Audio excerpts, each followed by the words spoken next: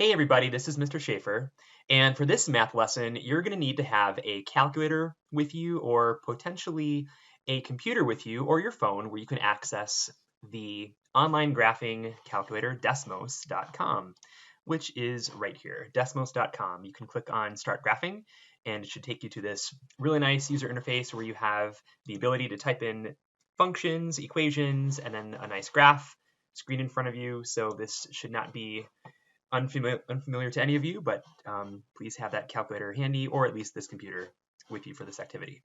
So today we're going to look at how to find solutions of a quadratic function using a calculator, or again, like I said, using DESMOS on the computer. So what we're going to do to start is to come down here halfway down the page, and we're going to look at these terms: solutions, roots, and zeros. Remember that these are all really talking about the exact same thing. When we talk about a solution to a quadratic, it means root. When we talk about roots, they also mean zeros. And all of those graphically represent the x-intercepts of your parabola. Now, in these first four problems, it says to use a calculator to solve each one of the quadratic functions. We're going to round to 2 decimal places, more on that in just a little bit. Look again at the terms, though, in each one of these examples. Find the solutions, find the roots, find the zeros. Again, solutions. They all mean the exact same thing. We're hunting for the x-intercepts of those parabolas. Notice also that in number 1, it's not factorable. So 0 equals 2x squared minus 7x minus 3. I'm not really sure how that factors. In fact, it really doesn't. So I'm kind of stuck because the factoring technique's not going to work for me, which means we need to go somewhere else. So why don't we try to use technology? In this case, we'll go to DESMOS. Type in the function 2x squared minus 7x minus 3.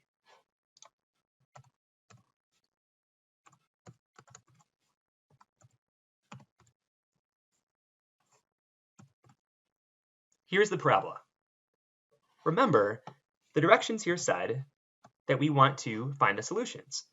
The solutions are the x-intercepts.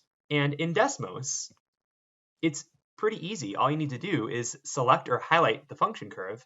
Those gray dots will appear at key points like the vertex, the y-intercept, and then here both x-intercepts. Now of these 4 ordered pairs, the ones that we are interested in are the x-intercepts. Negative 0.386, and over here, 3.886. Those would be our solutions. Now the problem said to round to 2 decimal places, so we'll do that. Solutions are negative 0.39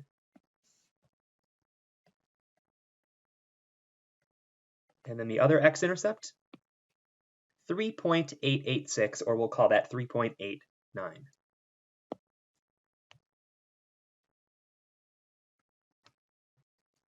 Now we have to be careful that we don't draw parentheses around those numbers because that's not an ordered pair. We're simply listing the solutions of the equation. So we can use maybe brackets. Those type of brackets are just showing you the set of all numbers that are solutions for that problem. It's not the same thing as the ordered pair x comma y. In fact, those are both x values. One x value is negative 0.39, and the other x value is 3.89. I'm going to skip number 2 and actually graph number 3. Find the zeros, which again just means solution or x-intercepts. Back in here to DESMOS, we'll clear this one out and type in the example from problem 3. This one says negative 3x squared plus 4x minus 5. Remember, the solutions to a quadratic equation, to a parabola, would be the x-intercepts. Only in this thing, in this example, there are no x-intercepts. The vertex comes right up here and then bends away, so there's no intersection of this curve with the x-axis. When that happens, the answer, the zeros, the solutions, aren't there. Or at least there are no real zeros. So what we see here is an example where there are no x-intercepts. And when that happens, we say that there's no real solution. No real solution, or no real zeros.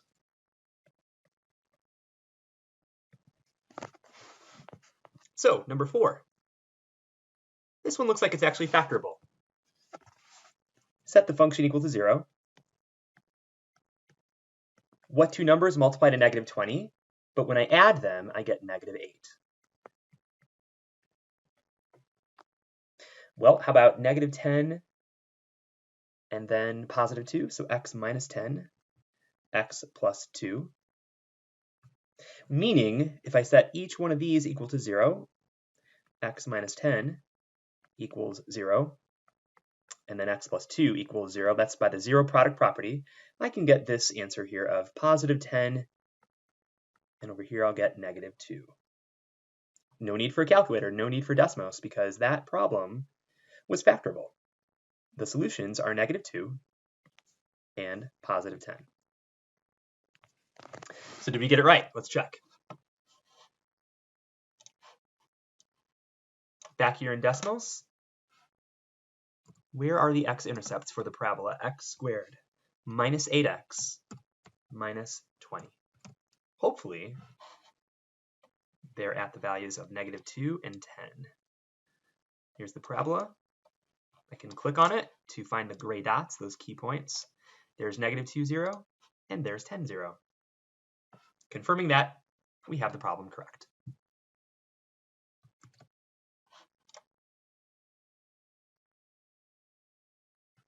Something a little bit different on the back side of this page.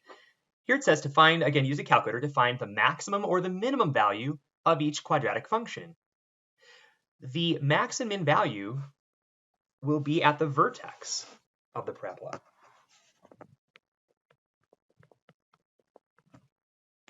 Because the vertex is going to be the highest or the lowest point of your parabola. And don't forget this, the sign of the a value is going to determine whether that parabola opens up or opens down. So in 5, the a value is positive. A equals 1, which is positive, so the parabola is going to open up, meaning the vertex is a minimum. In number 6, I have a negative a value.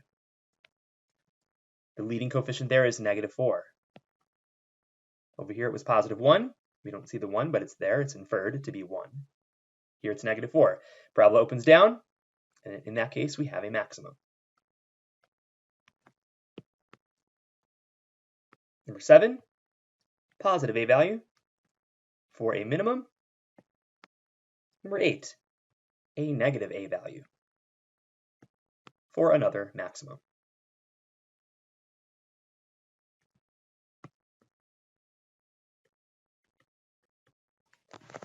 Now these 4 questions are not asking you to find the solutions of a quadratic. They're actually looking for what the max or what the min value is. Let's use technology. Number 5 says y equals x squared minus 6x plus 5. So I'll come back here to DESMOS, and I'll type that in. Here's the parabola. It opens up, so I have a minimum. There's the vertex of 3, negative 4. The value is the y-coordinate, so it's the negative 4 that is my solution in this problem. The minimum value is negative 4. Note that word value and write down y-coordinate of the vertex. Number 6, negative 4x squared minus x plus 5. Negative 4x squared minus x plus 5. There's the parabola. And here it looks like there's 2.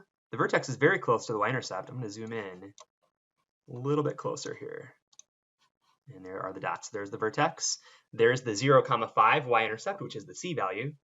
But here, again, we're looking for in this case, the maximum value. The maximum value is the y-coordinate of the vertex, 5.063.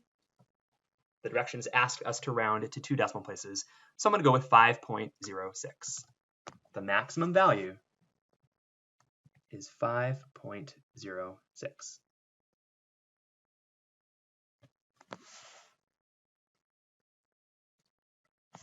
Number 7, 3x squared plus 11x plus 7.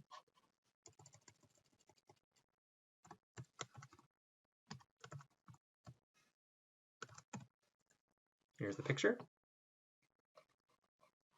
This parabola is going to open up, so I have a minimum. Gray dot is the vertex. That minimum value, the y-coordinate, is negative 3.083. We'll call it negative 3.08. So the min value, negative 3.08.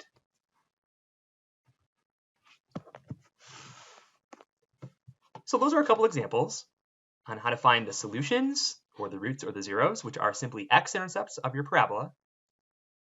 You may need to use your calculator or a program like DESMOS so that you can type in your function and actually find those solutions using technology.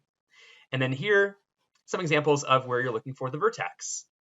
But again, with technology to help us find some of those more complicated values that are hard to do by hand. Hope that was helpful to you. Thanks again for watching, and good luck graphing your parabolas.